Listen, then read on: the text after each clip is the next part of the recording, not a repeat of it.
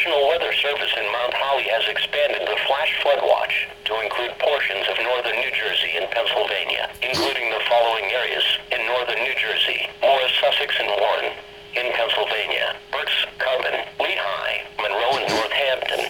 Until 4 a.m. Saturday, low pressure will move along a stationary front in the mid-Atlantic region this afternoon and this evening.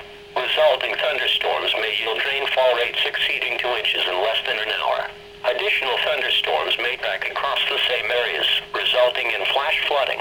Isolated storm totals may reach 3 or 4 inches by 8 p.m. tonight.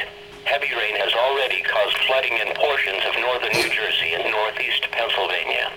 While heavy rains will end this evening, residual leftover flooding may not subside until sometime during the night. A flash flood watch means that conditions may develop that lead to flash flooding. Flash flooding is a very dangerous situation.